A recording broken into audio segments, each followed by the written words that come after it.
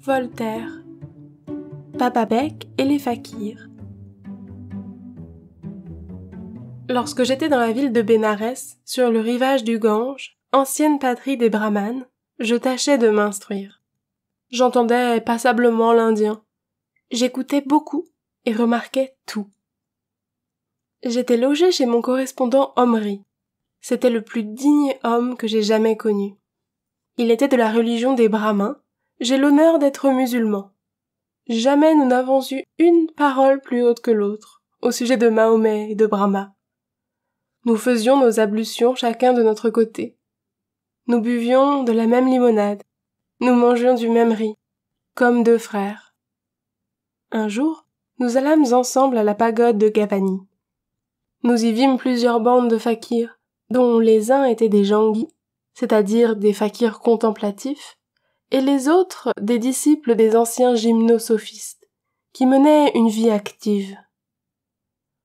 Ils ont, comme on sait, une langue savante, qui est celle des plus anciens brahmanes, et dans cette langue, un livre qu'ils appellent le Veidam. C'est assurément le plus ancien livre de toute l'Asie, sans en excepter le Zend-Avesta. Je passais devant un fakir qui lisait ce livre. « Ah, malheureux infidèle !» s'écria-t-il. « Tu m'as fait perdre le nombre des voyelles que je comptais, et de cette affaire-là, mon âme passera dans le corps d'un lièvre, au lieu d'aller dans celui d'un perroquet, comme j'avais tout lieu de m'en flatter. » Je lui donnai une roupie pour le consoler. À quelques pas de là, ayant eu le malheur d'éternuer, le bruit que je fis réveilla un fakir qui était en extase. « Où suis-je » dit-il. « Quelle horrible chute! Je ne vois plus le bout de mon nez. La lumière céleste est disparue. Oh, si je suis cause, lui dis-je, que vous voyez enfin plus loin que le bout de votre nez, voilà une roupie pour réparer le mal que j'ai fait. Reprenez votre lumière céleste. » M'étant ainsi tiré d'affaire discrètement, je passai aux autres gymnosophistes. Il y en eut plusieurs qui m'apportèrent de petits clous fort jolis pour m'enfoncer dans les bras et dans les cuisses en l'honneur de Brahma. J'achetai leurs clous, dont j'ai fait clouer mes tapis. D'autres dansaient sur les mains, d'autres voltigeaient sur la corde lâche, d'autres allaient toujours à cloche-pied. Il y en avait qui portaient des chaînes, d'autres un bât. Quelques-uns avaient leur tête dans un boisseau. Au demeurant, les meilleurs gens du monde. Mon ami Omri me mena dans la cellule d'un des plus fameux. Il s'appelait Baba Bek. Il était nu comme un singe et avait au cou une grosse chaîne qui pesait plus de 60 livres. Il était assis sur une chaise de bois, proprement garnie de petites pointes de clous qui lui entraient dans les fesses, et on aurait cru qu'il était sur un lit de satin. Beaucoup de femmes venaient le consulter. Il était l'oracle des familles, et on peut dire qu'il jouissait d'une très grande réputation. Je fus témoin du long entretien qu'Omri eut avec lui. « Croyez-vous, lui dit-il, mon père, qu'après avoir passé par l'épreuve des 7 métempsychoses, je puisse parvenir à la demeure de Brahma ?»« C'est selon, » dit le fakir.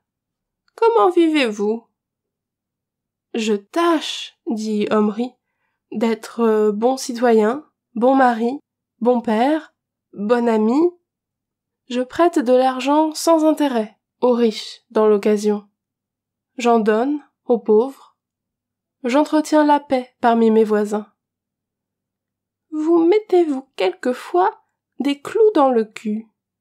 demanda le brahmin. « Jamais, mon révérend père. »« J'en suis fâché, » répliqua le fakir. « Vous n'irez certainement que dans le 19e ciel, et c'est dommage. »« Comment ?» dit Omri. « Cela est fort honnête. Je suis très content de mon lot.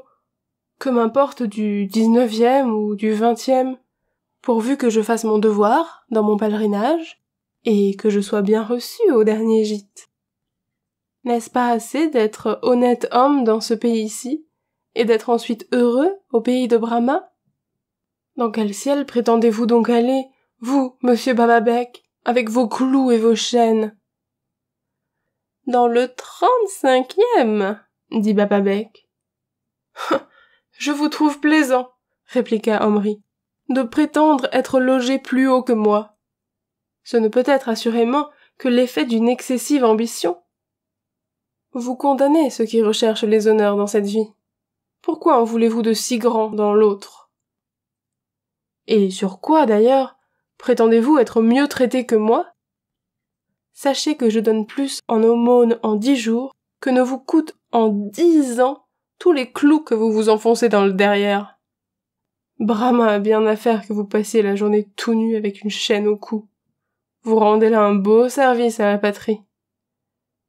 Je fais 100 fois plus de cas d'un homme qui sème des légumes ou qui plante des arbres que de tous vos camarades qui regardent le bout de leur nez ou qui portent un bas par excès de noblesse d'âme. Ayant parlé ainsi, Omri se radoucit, le caressa, le persuada, l'engagea enfin à laisser là ses clous et sa chaîne et à venir chez lui, mener une vie honnête. On le décrassa, on le frotta d'essence parfumée, on l'habilla décemment. Il vécut 15 jours d'une manière fort sage, et avoua qu'il était 100 fois plus heureux qu'auparavant. Mais il perdait son crédit dans le peuple. Les femmes ne venaient plus le consulter. Il quitta Omri et reprit ses clous pour avoir de la considération. Merci beaucoup pour votre écoute.